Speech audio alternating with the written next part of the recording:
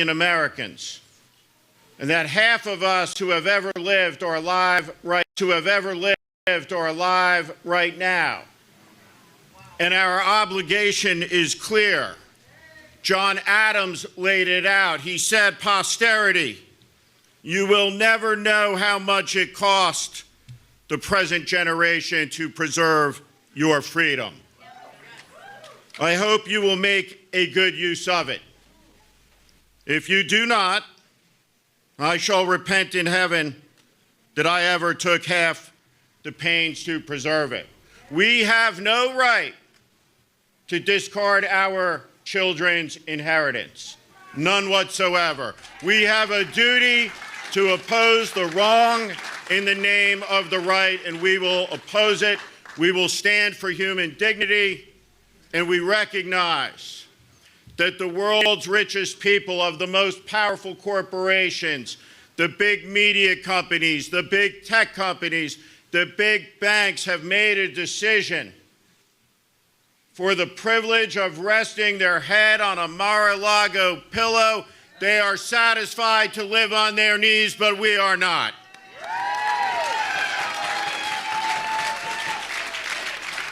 We shall defy this. We will not stand for an American Gestapo.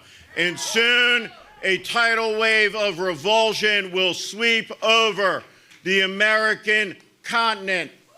And this will be repudiated, and there will be Democratic majorities in the House and in the Senate.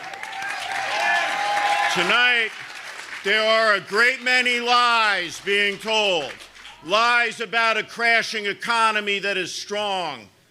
We will hear lies about prosperity, but what he means is Bitcoin deals for his corrupt family and his friends. He is a sellout. He has sold out the Ukrainian people. He has sold out our allies. He has sold out the American farmer.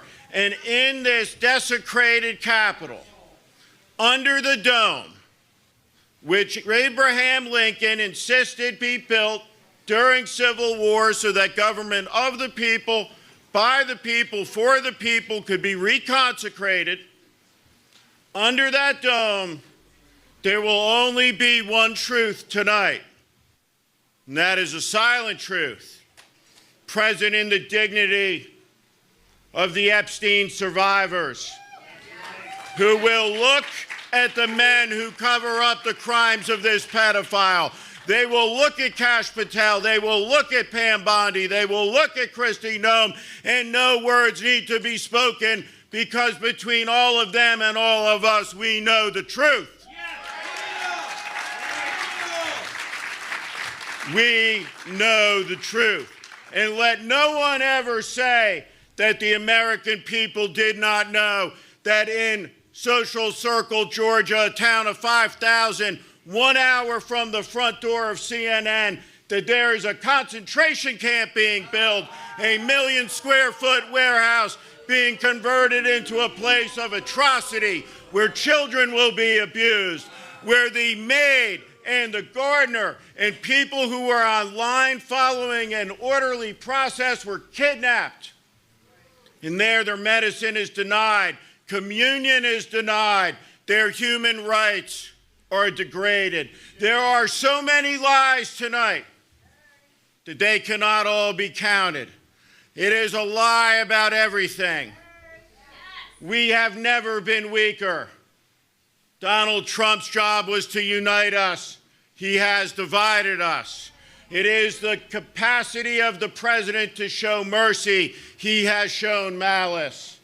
He has an apostle of indecency, an apostle of cruelty. His entire administration is a grotesquerie. It is a travesty. We will oppose it. But above every lie, there is one lie that is more wicked than all of the rest. And it is the story of the sacrificial lamb. The lie to the American loser. The lie that says that nothing is your fault. The lie that exculpates you from responsibility. The lie that says something that you have not earned has been stolen by someone who is not a thief. That it is always somebody different. They're called Somali, or the N-word, or Mexican, or trans, or gay, or queer, or whatever vile name, libtard. Some are accused of having a derangement syndrome that only applies to the immunity of not being hypnotized by a first-rate demagogue and liar and con man. We reject that insanity. But this lie is not a new lie. It is the most dangerous lie and deadly in all of human history that says we will be great if only we cleanse the virus, the Somali, the immigrant, the Mexican, because freedom requires that we not be enslaved by the equality that says all men are created equal and endowed by their Creator with inalienable rights that include life, liberty, and the pursuit of happiness. We are not bound to the blood and soil of ethnicity.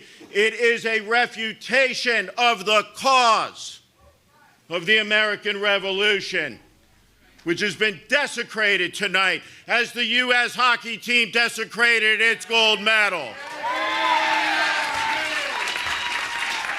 Those young men will regret the moment that they accepted a Presidential Medal of Freedom that they have not earned from a tyrant. It will be the equivalent of the Fuhrer Medal hung around Lindbergh's neck.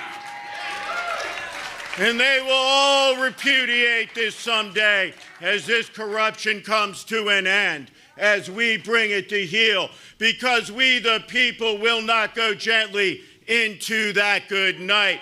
We will defy this, we will oppose it, and we will not kneel to Donald Trump. Trouble has come to our time.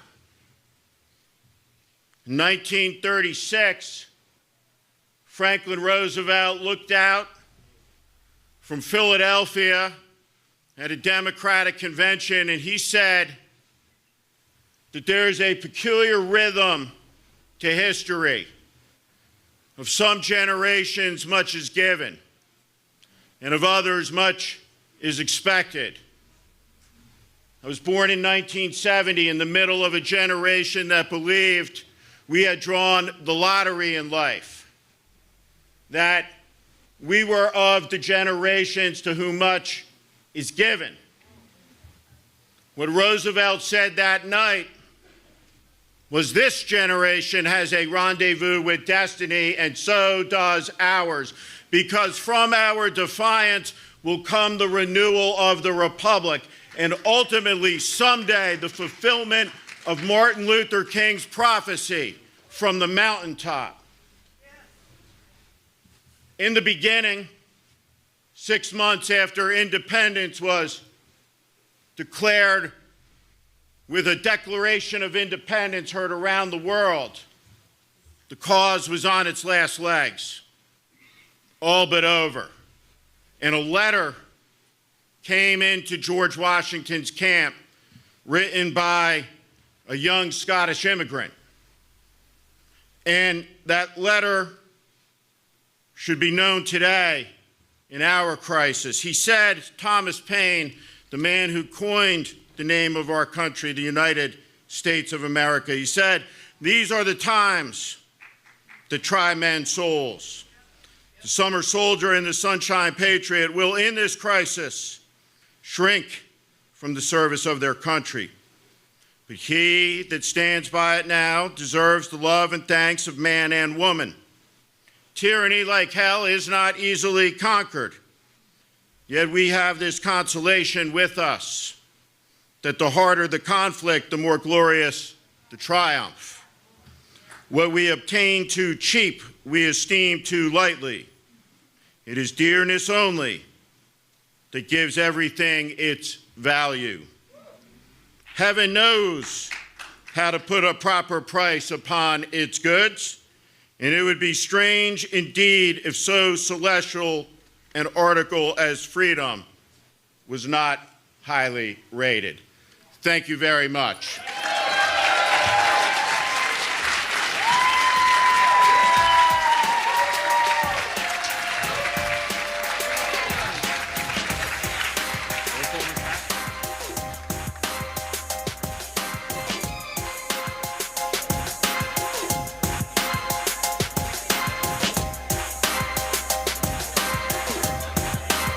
All right. Some thought it was funny. Some of us didn't approve the props that were thrown on the stage. But look, I'm not a prude, so look, whatever. Come at me, right-wing social media. I don't care. I've heard it all. I've heard it all.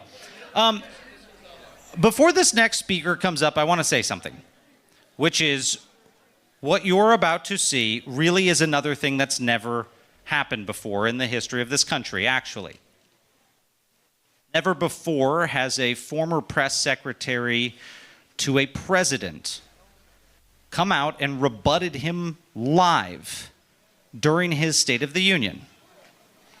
Now, I want to say something about Stephanie Grisham in particular.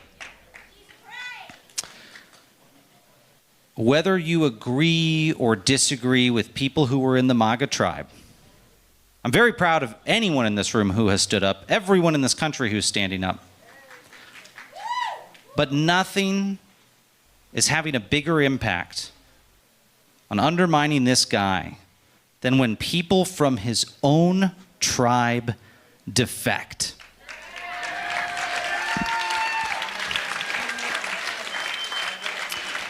And I don't say that in any sort of self-laudatory way. I want you to know that those people you see out there, when people like Olivia Troy and me and Stephanie go on TV, they ain't paying us to be out there. A lot of people I know who stood up to go against this guy have literally given up everything. Everything. That is remarkable to me. Not that they did that, but that they do it again and again and again. And we are seeing more people defect from Donald Trump's tribe. People we never expected to see. Marjorie Taylor Greene, Thomas Massie. And it is working. It is expanding our tent so that the political opposition in this country isn't just progressives, isn't just moderate Democrats, isn't just independents, isn't just disaffected Republicans. There's now MAGA people defecting. This coalition of defiant people is the most diverse political coalition in the United States of America. And I want to welcome to the stage tonight someone who very bravely defected from that tribe when she did not have to, former White House press secretary Stephanie Grisham.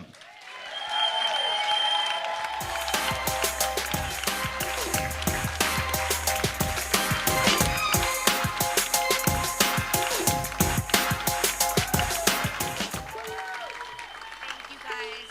Thank you very much. Can you hear me? Yeah, I didn't think so. It felt wrong. I'm going to wait for, there it is. Perfect, okay. Thank you guys very, very much. I'm so honored to be here. Yes, I'm the one who never stood behind a podium at the White House, and that is because I could never bring myself to lie to you guys, to the American people. But I have to say I've racked my brains for weeks, honestly, to think of what I could say tonight that I have not said since the day I resigned on January 6th. And as Miles just said, there's really no personal upside for a lot of us to be here. After the tragic murders of Minnesota Senator Melissa Hortman and her husband, I too was contacted by the FBI to say I was on the list of the hitman. 5 years later, and I still receive threats all the time, and I fear some form of retaliation, whether it's violence towards me, towards my family, or just from the government. I tell you guys this to make one thing clear. This is not about pity, but there's just no selfish reason for any of us to be up here, and that includes you guys in the audience. This is really brave of you, and I'm really, really proud to be up here with you guys. once believed in Donald Trump. I did. I defended him publicly and privately. The things I say today come from experience, 6 full, long years of experience. And I will tell you, this is going to piss him off.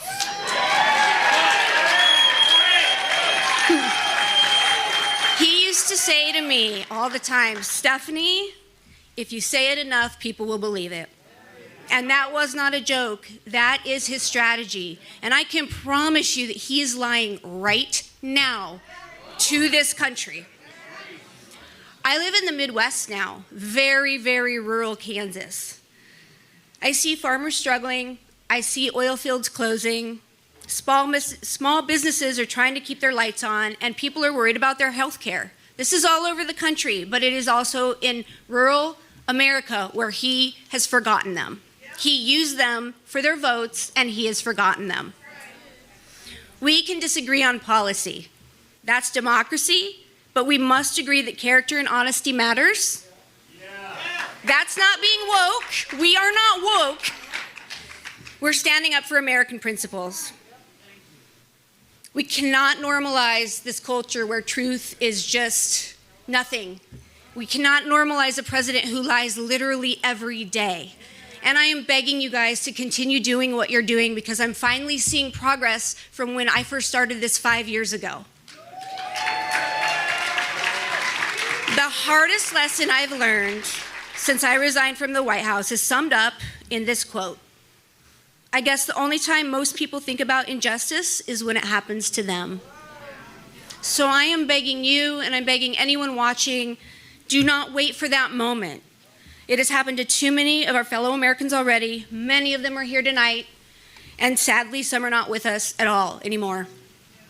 I'm really, really proud to be talking to you guys tonight. I wish I had a frog hat on. Thank you for standing up. Thank you for defying.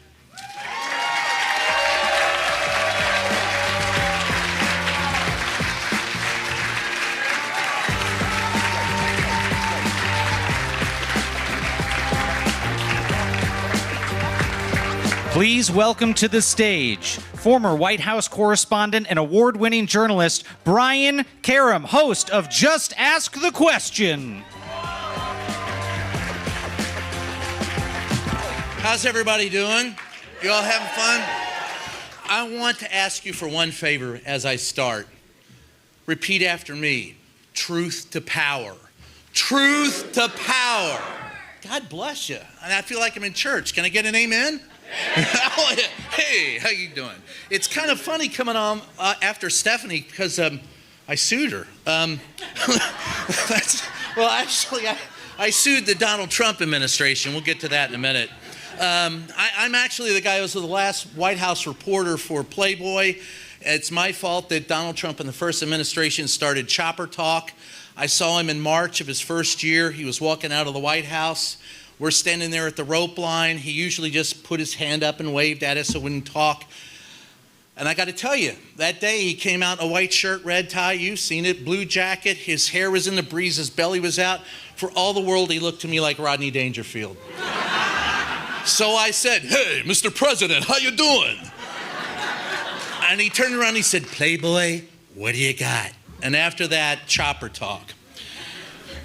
Yesterday morning at the White House, Donald Trump called every reporter in the United States sick people and said, "We are on the side of criminals." Donald Trump is a convicted criminal. So let me be blunt. No, Mr. President, I'm not on the side of criminals. I am a reporter. I am on the side of vetted factual information. Because journalism, when done right, is a public service. And we need to do it right. I've worked in news for 43 years, running newsrooms covering politics, sports, I know I don't look that old, natural and man-made disasters, riots, wars, and as a former correspondent for America's Most Wanted, I covered a lot of crime. I've also covered every president since Ronald Reagan. So yes, politics and crime are often the same beat. I was jailed 4 times. more than any other reporter in the history of the United States, to protect a confidential source. I was once fired for asking President Bush a question he didn't want to answer. I was told I was rude. And as I just mentioned, I sued and beat Donald Trump in court 3 times to keep my press pass. I kicked his ass 3 times.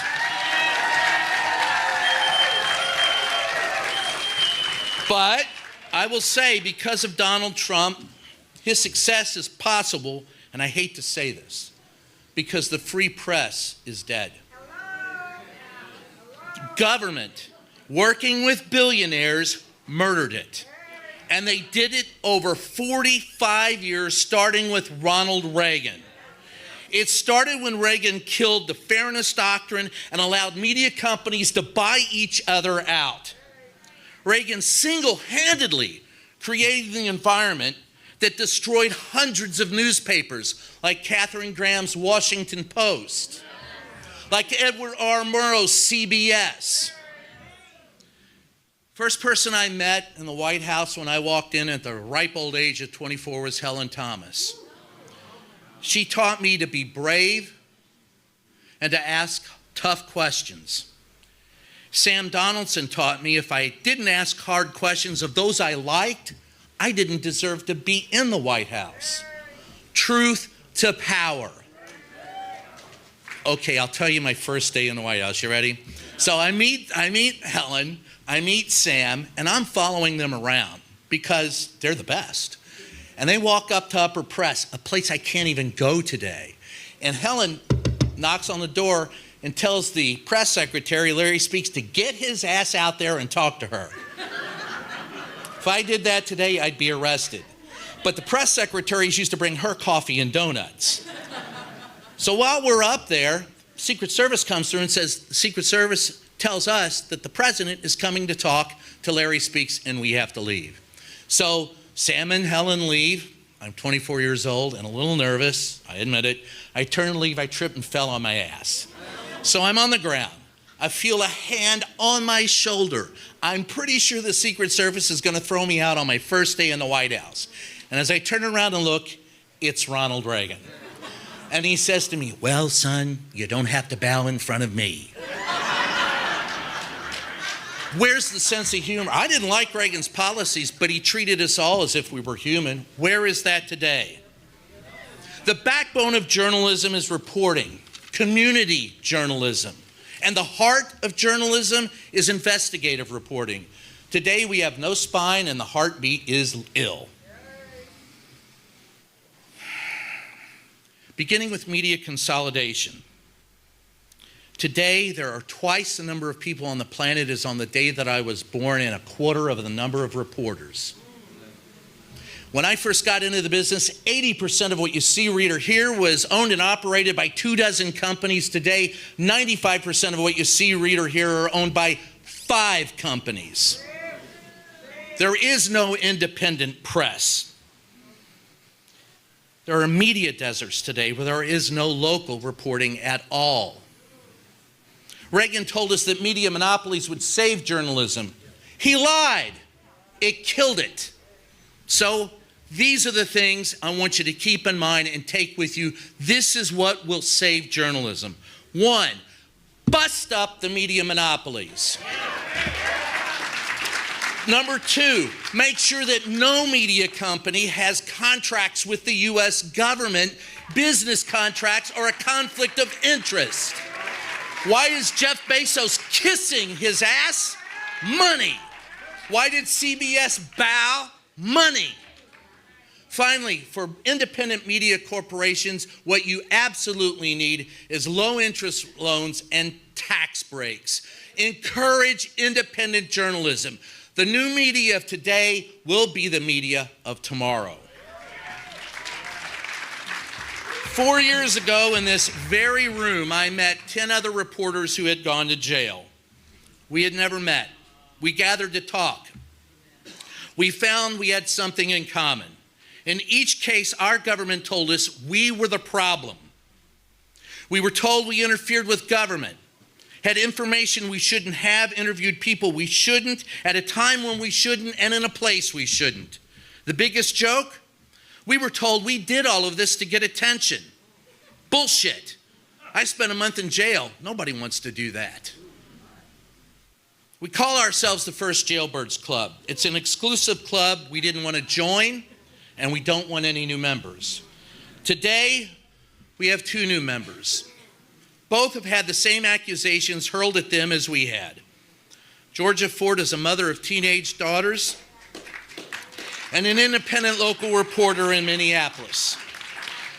She is a shining example of what independent press is: the people's eyes and the people's ears. Also joining us in the First Jailbirds Club is Don Lemon, former CNN anchor. His crime?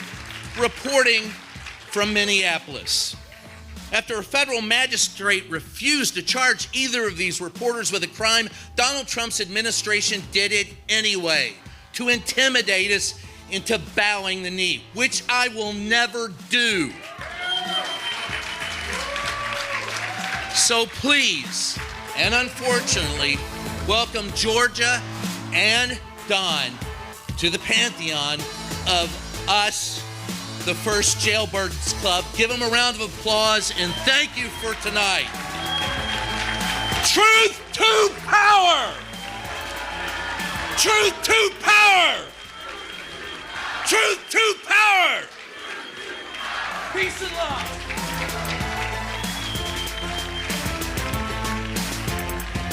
And now, we have a special announcement. For the last 50 years, Donald J. Trump has managed to get his name attached to just about everything. When it comes to great steaks, I've just raised the stakes. From Bibles and fragrances Best fragrance. Come here, to non-existent phones People are still waiting. and disgraced universities. He defrauded students $5 million. From other people's memorials to urine collection kits, the name Donald J. Trump has always stood for success Now you see it, now you don't. It became the lowest performing casino in the city. and pride. Removing the Trump name from their displays today. But he's not done, because Trump is hard at work, taking credit for things built by generations of Americans. Trump card, gold card. The new class of Navy ship. TrumpRx.gov. Trump's face going on a coin. Trump Mountain. Trump train. Trump account. Trump is exploring getting his face on Mount Rushmore. And thank you for putting a certain name on that building. And that's why we're proud to announce something that truly deserves to have Trump's name on it. The Donald J. Trump and Jeffrey Epstein Memorial Reading Room. The full collection, curated and optimized for citizen research. All the files. Browse the 3.5 million Epstein documents in person. Coming March 2026 to New York City. Make your reservation at trumpsonian.us/reading room.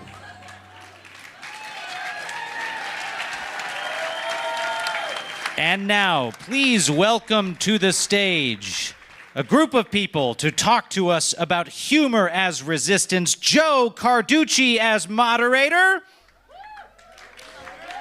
Ribbit Wrangler, Jolly Green Ginger, and Robbie Roadsteamer.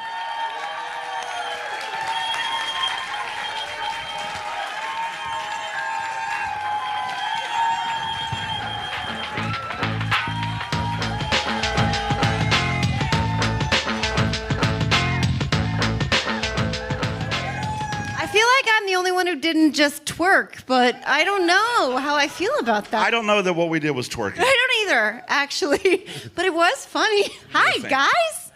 Hey. I mean, I think we've established some dick jokes already tonight, but couldn't we use a little more? Yes. Can never have enough when we're battling Pumpkin Spice Satan. As many dicks being thrown as possible. Right? Operation Dildo Blitz. Hi, guys. I walked into the area back here, and I was on the phone with my 16-year-old son, and there was a suitcase full of dildos. And I was like, what kind of party is this exactly? I can answer that, and I'll do that as myself. Folks, my name's Rob Patillo. I play Robbie Road Steamer, and I'll give you a little bit of the cliff notes. Donald Trump is in the WWE Hall of Fame 2013. We do not fight absurdity with valor. It's ridiculous. He's pretending he's Vince McMahon from the late 90s. We fight absurdity with more absurdity. All right? Like judo. We reverse the absurd onto them. I'm tired of great people in this country going at it with MAGA when they're obviously jokes and low-rent wrestlers. We need absurdity. But let me add something to that, if I may. Somebody asked after Operation Dildo Blitz, hey, Jolly, what's the point of throwing dildos at ICE agents? Now, that sentence alone should answer its own question, right? But the truth is... Probably not the first or last time they've seen it. The truth is, fascism, needs this type of resistance. Let me explain why. Out there in Minnesota, in front of the Whipple Federal Building or anywhere you contact ICE, you'll see them with their full gear on, their, what we call in the military, full kit. They've never been in the military, so they wouldn't call it that. But they got their Kevlar helmets and their M4s and their full kit. And when you dress like that, you're dressed to go into an environment where people might kill you, people might take your life. I know because I'm an Iraq and Afghanistan combat veteran. And so... Oh, yeah. So when we wore that gear, it was because we were going into a territory. But see, they were standing there with their full kit on, and on the other side was a bunch of us with rubber dicks, right? And so there's a certain message that sends where you're clearly overdressed for the occasion, brother. We just have dildos. And then also, when it comes time to fill out the police report, they won't do it. They won't arrest us because threw a dick at my head. You don't want to do it, So this is how you fight fascism. I can't wait to explain to my kids that I was fighting for democracy while talking about throwing dicks. Like this is the moment that we live, but it's the intersection, right? But this is about fighting against fascism with humor. And so much of that is right there in the frog costume. Bingo. Right now. Yeah! We love the frogs. Happy to be here. Can the frog talk? The frog can talk. Okay, let's hear from the frog. Woohoo! Hi, everybody. Good to be here. My name is Rabbit Wrangler, and first off, I'm the co-founder of the Portland Frog Brigade, along with Slurmit.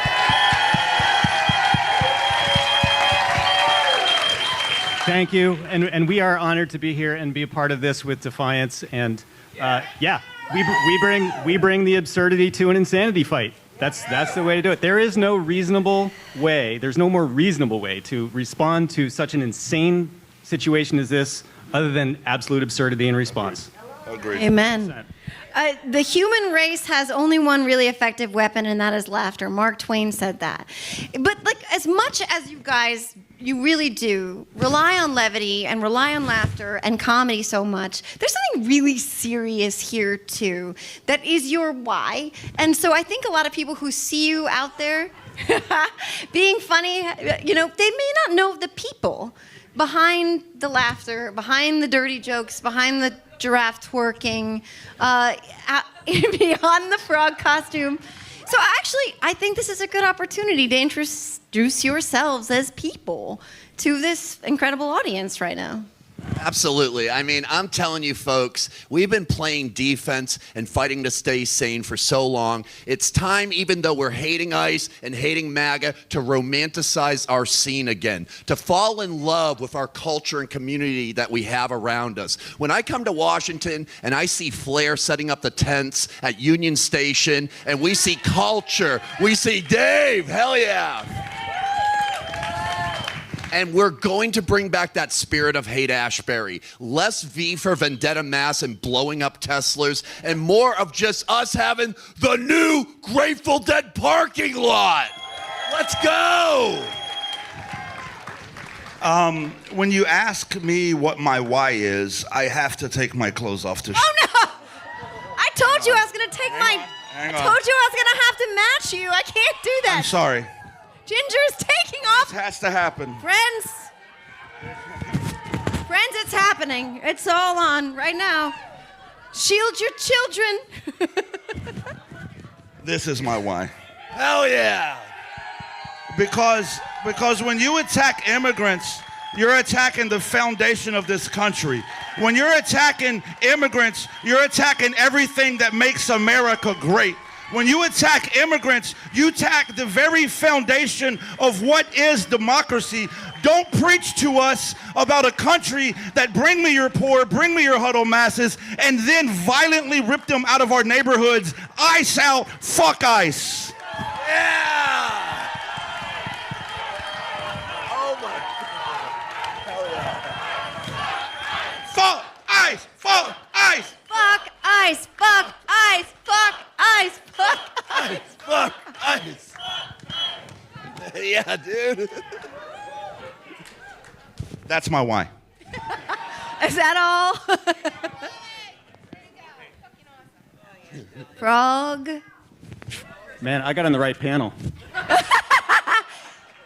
Honestly, laughter is catharsis, right? Like people will say, and I get it, I do sometimes, they'll say, this is not a moment to laugh. Like you need to take this shit seriously. And it's like, do you want to die of just sheer disheartenment and disillusionment and sadness? We have to mock them because that's us putting our mask on first, but also they fucking hate it. Yep. When you fight absurdity against absurdity, it's judo. You reverse your energies onto them, and then they look stupid. And can I say one thing about Jolly? When I got arrested by ICE 3 weeks ago in Minneapolis, this guy was my getaway driver with his other friend, Echo Romeo, to the airport. He's the real deal. God bless the Portland Frog Brigade, but Jolly Ginger is literally a one-man news outlet out there every day in the trenches, wherever it's happening, and he brings culture, vibe, and awesomeness. Thank you. But let me tell you about Robbie real quick, since we're trading compliments. You talk about like why we laugh, why you bring him. I've never seen cops more petrified of a man in a giraffe outfit with this fucking thong outside of it, twerking.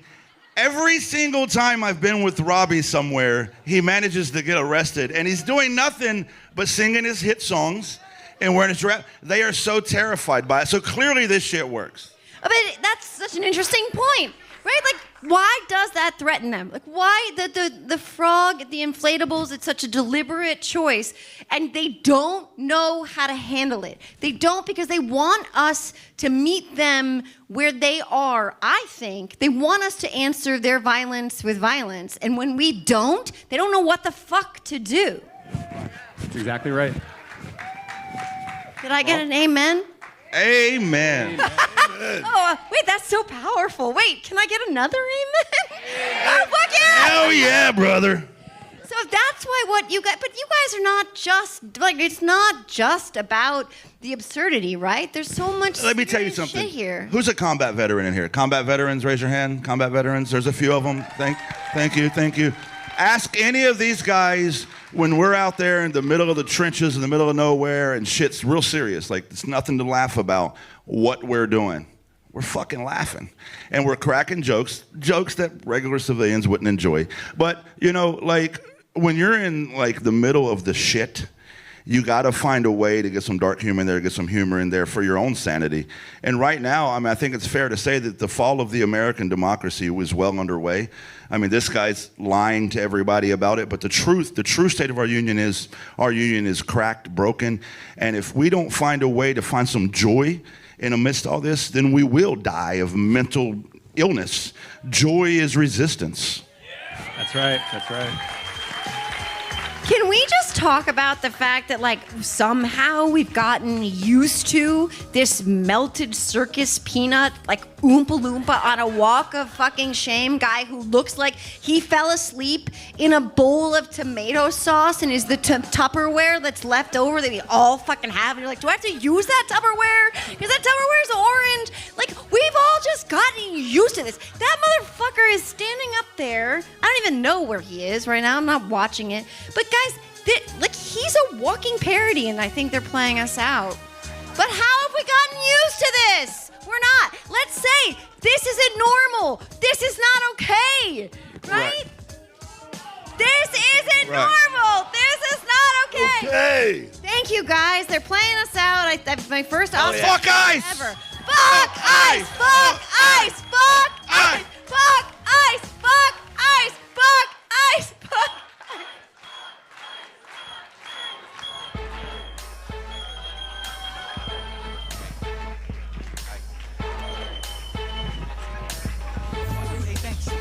People have spoken. Next up, a message from award-winning Hollywood actor and Avenger Mark Ruffalo. I think for anyone who's paying attention, who isn't deeply involved in an ideological bent, who is willing to look at the things happening in our country, you have to feel like the State of the Union is of trouble. It's a union that's deeply divided, but also widely unified in the fact that where we're headed is not in the right direction. People are afraid, they're angry, and everything that we had feared from Project 2025 is coming into being.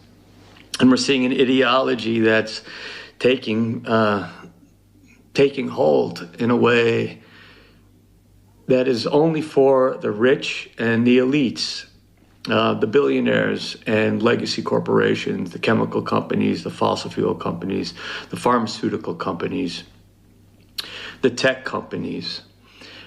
We see a massive expansion of AI without any regulations to protect workers. And we see a just rampant corruption. Everything is to serve this administration's financial gain, and nothing has been to serve the people's gain. We have lost our way. That's the State of the Union. This is apolitical. The United States needs a complete reboot of our democracy, whether it's a leadership in the Democratic Party or it's the up and down rank and file of the Republicans at this point, except for a brave few. We need to really rethink what we're doing. That's the State of the Union.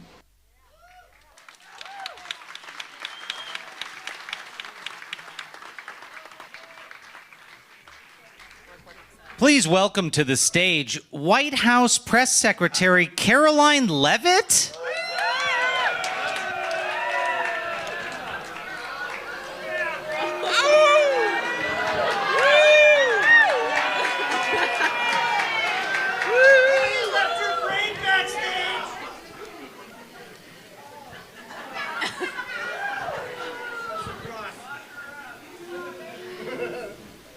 What's up, losers? Yeah, how does it feel to lose, little frog hats? That's disgusting. You guys belong in a pond, and frankly, that's where President Trump is gonna leave you because he's draining the swamp. That's exactly what we're doing. President Trump just gave a beautiful speech. I'm sorry, I can't hear liberals. They just sound, do you know, thank you, I'm beautiful. You wish you could be like me. And again, you know the parents in the Muppets? Wah, wah, wah? That's what you people sound like to me. Anyway, we are winning here in obviously the United States. You're welcome. But I'm here tonight to address you people. The stench is quite unmistakably that of liberal, radical, leftist losers. I see you. I see. Well, Absolutely. You know, this is why you people lose, okay? You can't shut your mouth and listen to the people in charge. I know what's happening, and honestly, the tariffs are gonna save us. And also, you guys should all get a little bit more pregnant if you can. But we've had a great time. Did you know that President Trump, with his Trump RX, he didn't name it? That's a fun fact. But he's gonna bring prescription costs down. And the insider training, again, it's tough to hear from the bottom. I'm at the top, right? It's insane. But no, the Olympics were just happened, and obviously we are thinking of everybody that's being affected by the blizzard, the winter storm. That didn't happen before Zamdami came in. Did you hear that? All of a sudden, New York is under snow. Do you remember when President Donald J. Trump starred in Home Alone 2, Lost in New York? That was a beautiful city then. He's still a pedophile. I can't hear that either. And he's been exonerated, actually. So, anyway, as you know, the fake news has been rampant, which is probably why you people believe what you do, all right? Like the Washington Post, Caitlin Collins, is she here? I can smell mothballs. Is she here? No. Is she here? No? That's crazy. Anyway, you guys, I'm going to take some questions from my new media seats. As you know, we here at the White House are trying to bring in new media teams and new voices, as long as they are right, which is agree with the Trump administration. All right, sir. Hold on. Sorry, I'm going to take questions, sir. Hey, yeah. Just wanted to know about the ice drawdown in Minnesota. Any comment on that? Do you not work for ICE? Doesn't he have ice face? Sir, I think you would be a great recruit. ICE is doing an impeccable job in Minneapolis and everywhere. And also, like, she was gonna run her car into him, right? You saw that. Anyway, they both reached for the gun. Alex Preddy, you know, I don't wanna say deserved it, but it happened, all right? Let's go, next question. You know what? Boo all you want, but guess what? Did you boo when Laken Riley also lost her life to an immigrant?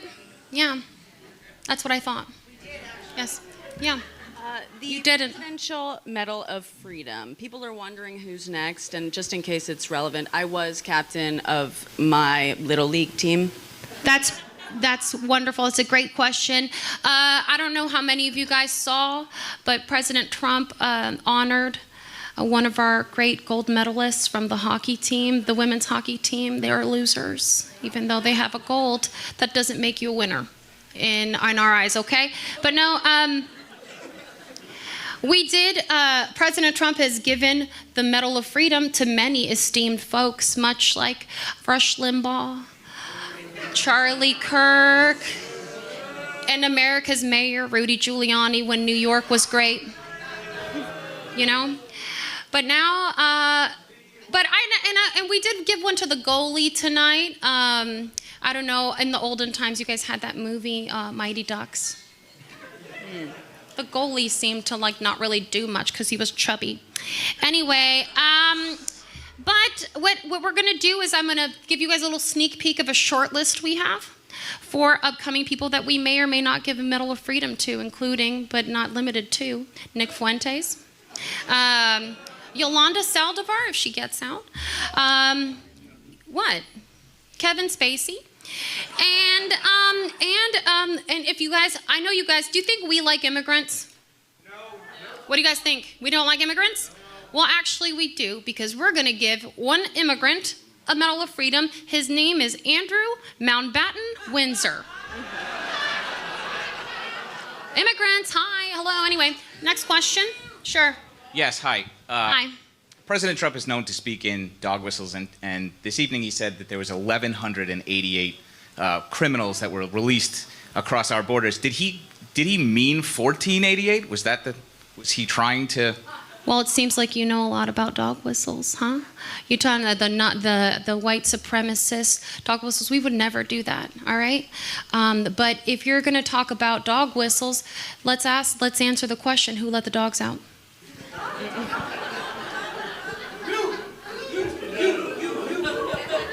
Don't say that around Christy. No, she will shoot you. All right. But anyway, losers, I'm gonna head out. But what you need to know is that I think there's a guy here there's a liberal that's gonna be here later. He did get a Medal of Freedom. I'm sorry. Again, it's hard to hear you. I can't because I'm just up here winning and you're a loser. But what I'm saying, it's beautiful and something you can't afford, okay? I've got youth on my side. There's a little brown on your nose. Or in my abdomen, to be honest with you. Anyway, I'm pregnant, and you guys, again, should get a little bit more pregnant, but I'm going to leave you with this. Wow, okay. She said demon spawn. I can see what you're wearing. Man, I just know that the Goodwill hates to see y'all coming. Crazy. Wow. Anyway, but President Trump is gonna balance the sheet overnight, and if you are worried about anyone, you should be worried about Somalis, obviously. And there's somebody in here that has a Medal of Freedom. Unfortunately, it's not me. One person that's gonna be coming up in here, he is Mr. De Niro. Right. Yeah. I look forward to seeing him. Trash. Anyway, night, losers.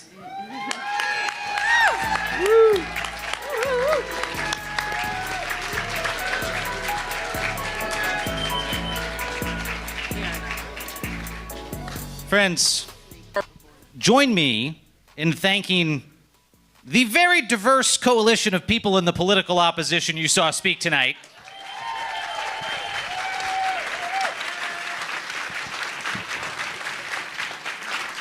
I honestly could not tell you if Donald Trump is still speaking or not. Really, we're not watching, we're not paying attention. We made the conscious decision to speak over him tonight. Some people said that wasn't normal, that was breaking a norm, as you've heard tonight again and again. These times are not normal. And the person I want to introduce next is someone who recognizes that. He was on our radar screen.